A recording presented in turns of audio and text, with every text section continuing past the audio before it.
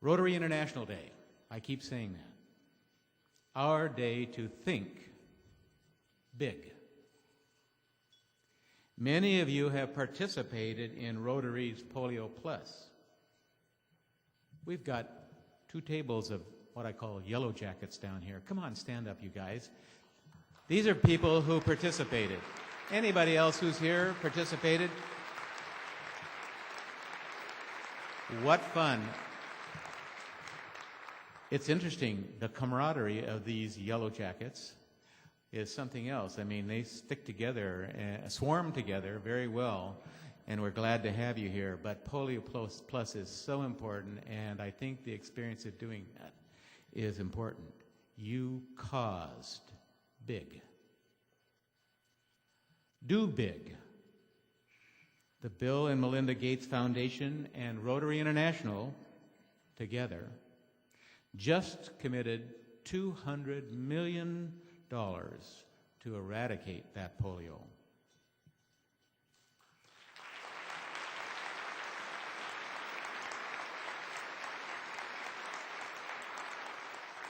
I'm sure we're going to hear a little bit more about that later.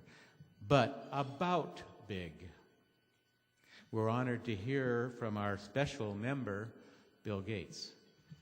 Bill started early doing service above self, good deeds as an Eagle Scout, serving as president of the Seattle, King County, and Washington Bar Associations, on the University of Washington Board of Regents, and chairing an education levy for the Seattle Public Schools, among others. Well into an annual King County United Way campaign, I remember, Bill and Mary once took over as co-chairs when the campaign chair suddenly resigned. Bill was busy as head of a prestigious law firm,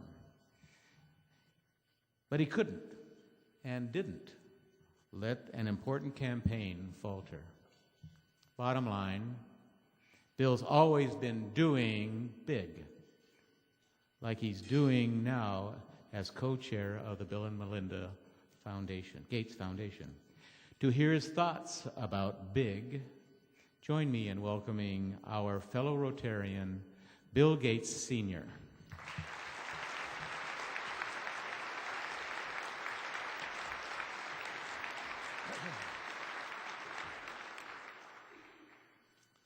Thank you, John, for that very kind invitation. So, who am I? Why am I here? There was a guy named Admiral Stockdale who asked himself those questions in a vice presidential debate some years ago. Americans took that as a sign that he'd gone completely bonkers.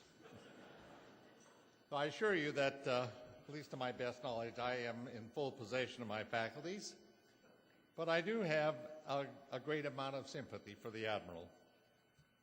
When I'm invited to speak at important events like this one, I can't help wondering why on earth any organization would seek me out to hear what I have to say. Who am I? Just a guy from Bremerton? I'm the grown-up version of a kid who learned about right and wrong from my parents, my basketball coach, and my next-door neighbor, a small businessman who led the Boy Scout troop I was a member of. And here somehow I've spent the last decade traveling around the world thinking about monstrous problems like AIDS in Africa and abject poverty in Asia. Why? Well, it's because I've been extremely lucky, true. I attended the best schools, I chose a great career, and then, when you get down to it, not everybody's sons grow up to start Microsoft.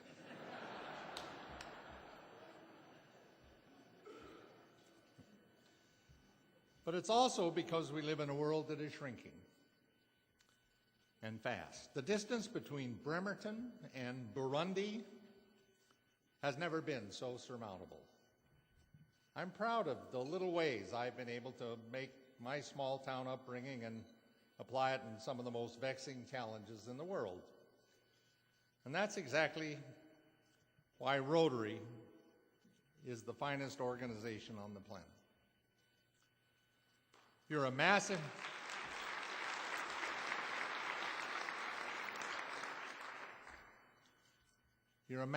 collection of energetic volunteers steeped in local values, an army of activists who place service above self.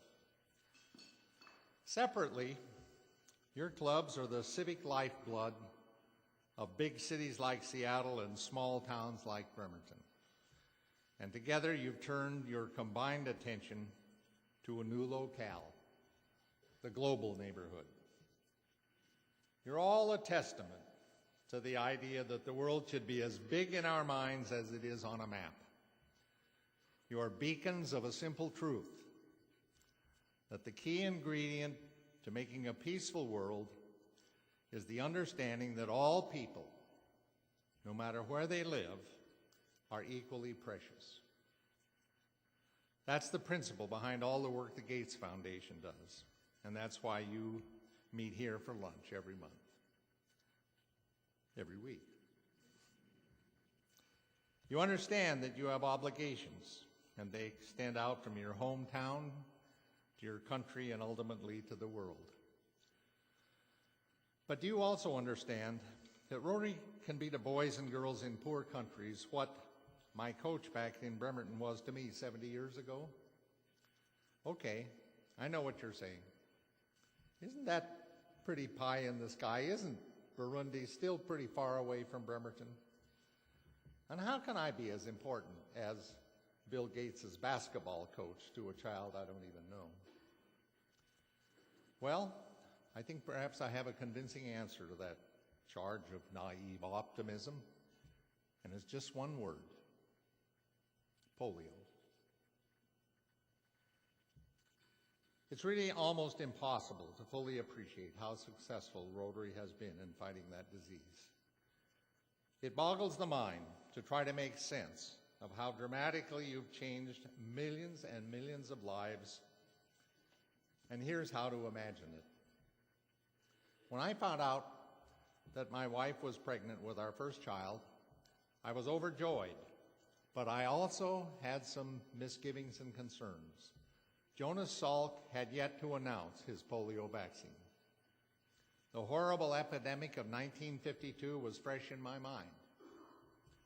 I was terrified that my baby girl would sneak a dip in a swimming pool or take a drink from a water fountain. I had nightmarish visions of my daughter hooked up to an iron lung. Now, due mostly to your outstanding 20 years of work, the world is right on the brink of eliminating polio entirely. You've made a difference, not just in Washington State, where my daughter is raising her children without giving polio even a passing thought. Not just in the United States or in the developed world, but in every corner of the globe. In Peru, in China, in Somalia. However, mothers and fathers around the world still have too much to worry about. AIDS, malaria, tuberculosis. But by and large, they don't have to worry about deadly, crippling polio anymore. And that's why we can afford to be optimistic. Why I'm certain that one day we'll be able to say the very same thing about AIDS and malaria and TB. So how does Rotary do it? You take the passion and commitment of hundreds of thousands of individuals and you channel it so that it can have real impact. I like to say you have three things to offer: your wallets, your legs, and your lungs. Your wallets. That's easy to understand. Through your generosity, Rotary has contributed an astronomical sum, well over $500 million, to the campaign to eradicate polio.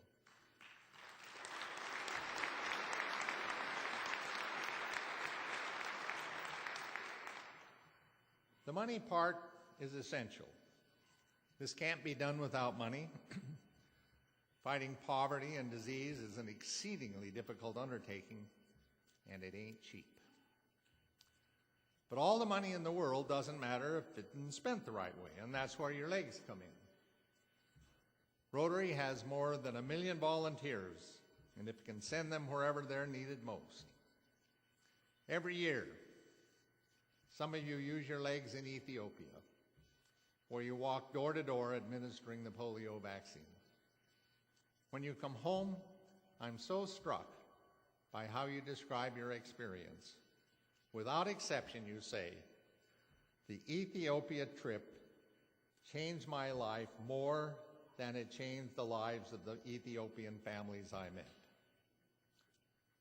That's one of the precious benefits of Rotary's service above self mantra.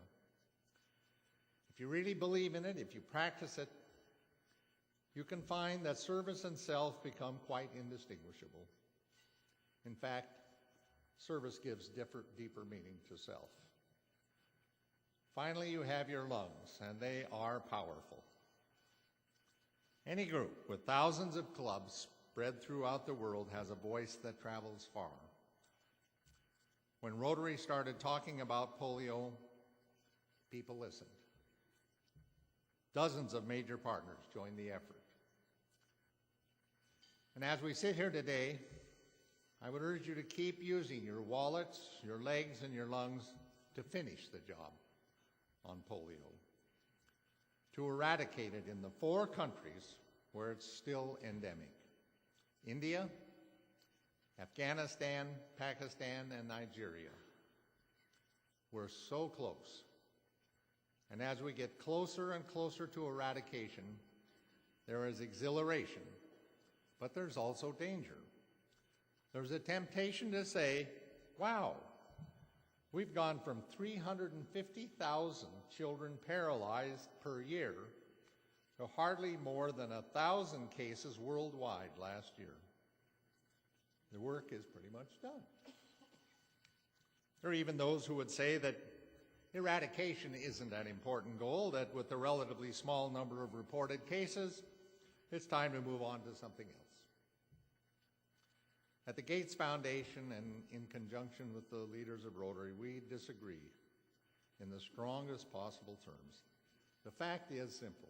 The fact is that if we don't fully eradicate polio, then quite soon we'll be right back where we started.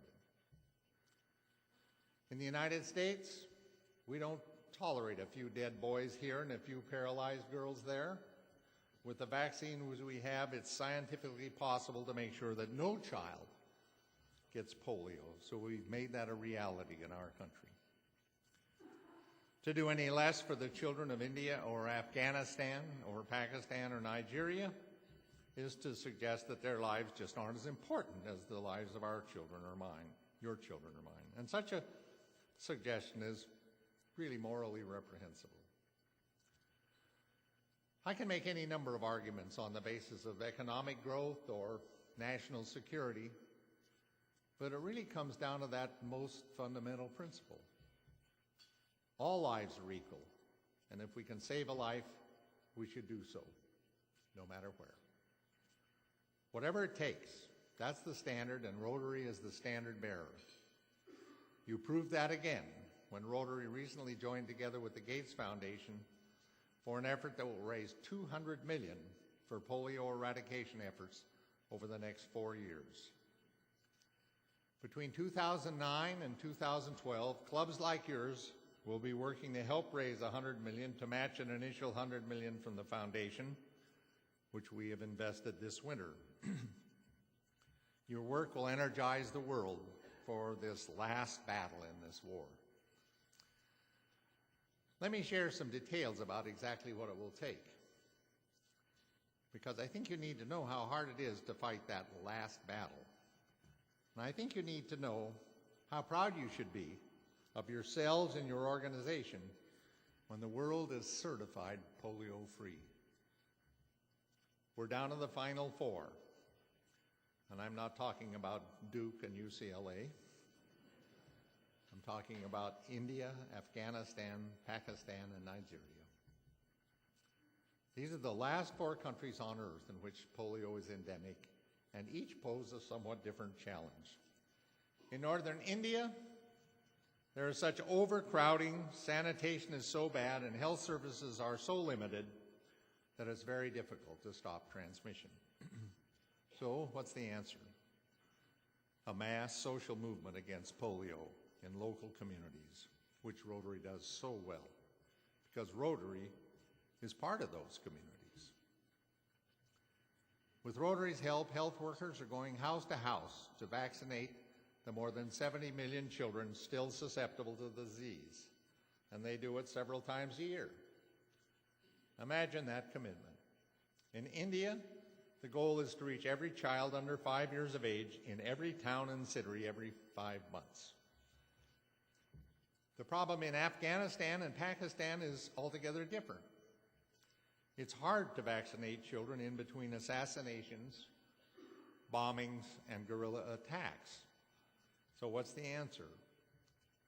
Working with tribal leaders, religious clerics, and local councils to ensure that vaccinators can do their work safely. Everyone wants to protect children from polio, and that means all sides in the conflicts. Rotary and its partners have seen this tactic work in El Salvador and in Vietnam. Even Iraq is polio-free. So the last country is Nigeria, which is yet another and somewhat different story. A few years ago, rumors began to spread there that the vaccine had terrible side effects. Consequently, the rates of immunization went way down, and there was an outbreak that reached some 18 different countries nearby. Now the outbreak is under control, but in Nigeria, the polio campaign still misses about a quarter of the children. So what's the answer? Working with esteemed community leaders to families and build trust in the program again. Rotary has also helped plan what they call Immunization Plus Days, when families get the vaccine, plus other things they really need, like medicine for measles or bed nets to protect against malaria. In each instance, the solutions are tailored to the local situation. And that's what Rotary excels at. You're an international organization. You have one mission, one goal, but you also have members all over the world who know each part of the world. So the work is hard, but you've been doing it on continent after continent. First the Americas, then the Pacific, then Europe, and more recently in Asia and Africa. And I know you're going to keep on, truly. What Rotary has done is unprecedented in history.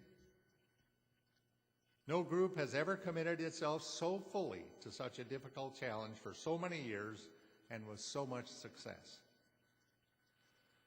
The world has gone from 125 polio-ridden countries to just 4. And with your final push, you'll bring that number down to 0, and in the process, show the world what is possible. Especially in this age of unprecedented innovation, we have the ability to solve big problems like never before. Think about what you did with polio in less than 25 years.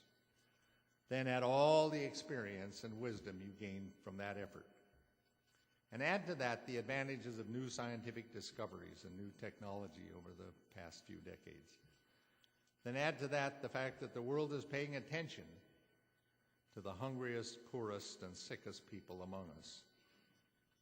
Put all that together, and you have a picture of what you can accomplish.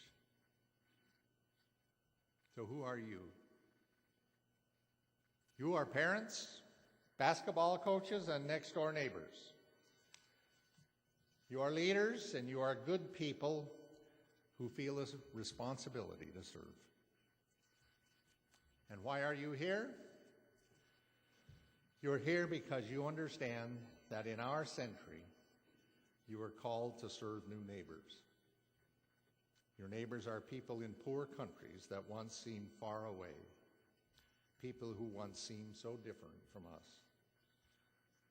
But like us, they have mothers who love them, children who need them, friends who cherish them. And as Rotarians, you know that we simply ought to help them. That's why you are here. Thank you.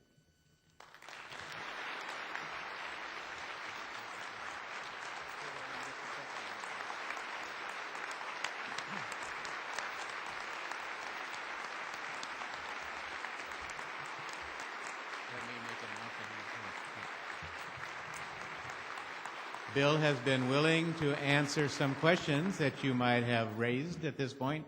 So remember, short questions only, no statements. Raise your hand so they can get the mic to you. We're videoing. Here you go. Mr. Gates, we just want to say thank you. The audience has expressed their thanks, but I can tell you that, as you know, it's been pretty discouraging the last 3 years after Nigeria. And the $100 million that you and your family and others have given has been a spark to all of us to keep this up. So thank you very much. Thank you, Ralph. Thank you. Mr. Gates, what would you say to the people right here in the United States who say, immunization, not for my children? Are you kidding?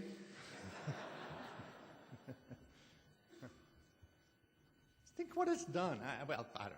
How do you deal with ignorant people? That's a tough question, Faith. But it's such an incredible contributor to an ever-improving condition, to the actual ridding of some diseases in some places, and at least one disease all over the world. There just is no more such thing as smallpox. It's gone. So that's what immunization does, and that's what I would say to your friend if it was a friend who said that. Mr. Gates, would you like to comment on malaria programs and how you see a next step happening? And would there be a role for Rotary in malaria?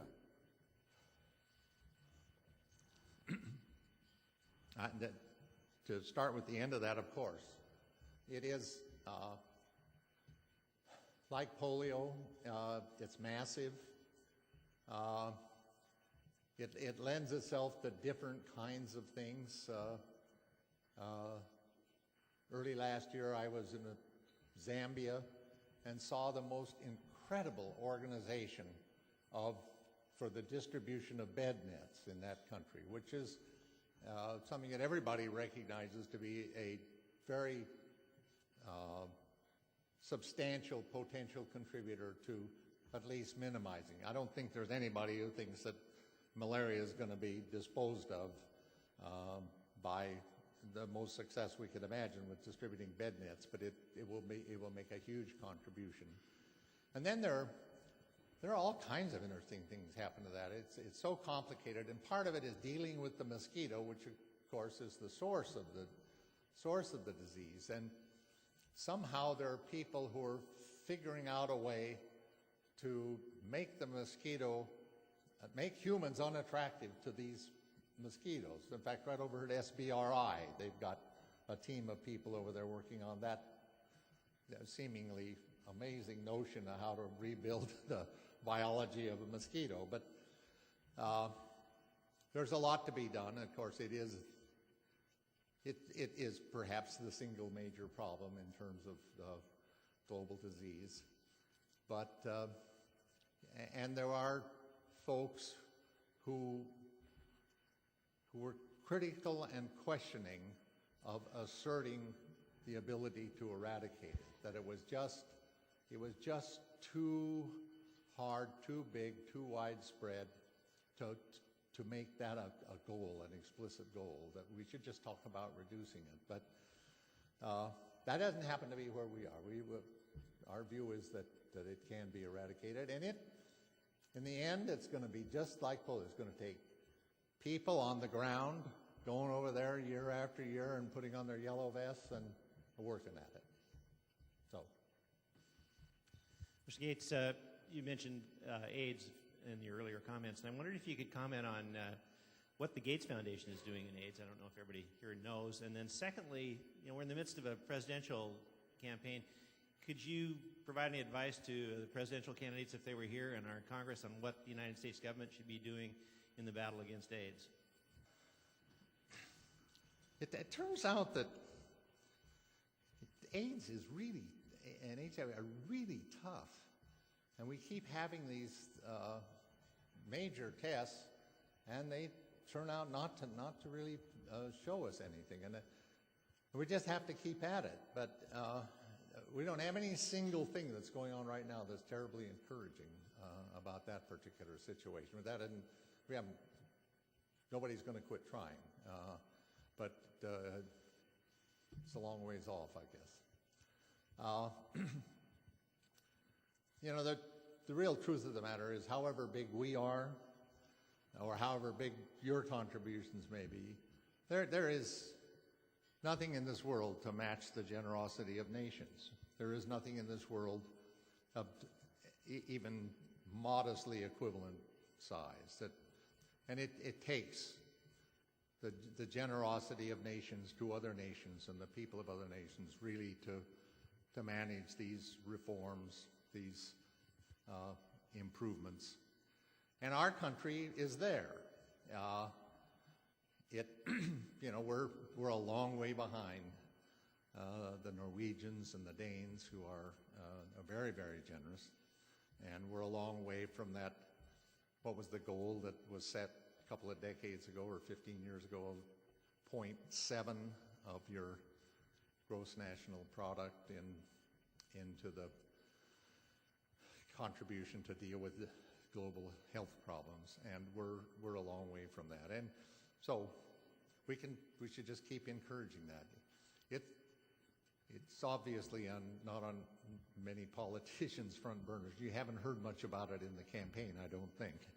But it's there. It's a problem. It is our obligation, and we need to raise the level of concern. I would say, for whatever it's worth, that over the last, I think, 5 or 6 years, there is a movement there. I think that there's a sensibility to the need for assistance on a global basis that's much greater than anything we've done so far. And I think that obviously is the way things happen in terms of government decisions. You need a lot of human beings in the voting public who have that point of view.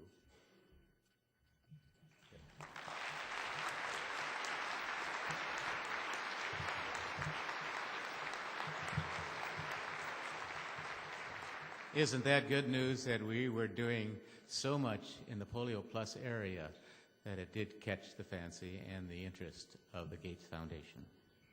Thank you, Bill. You've been a true highlight for this International Rotary Day. You've made us learn so much and know where the future is and what we can do through International Rotary and its foundation. I feel so good that you've joined me in sharing International Rotary Day. We're adjourned.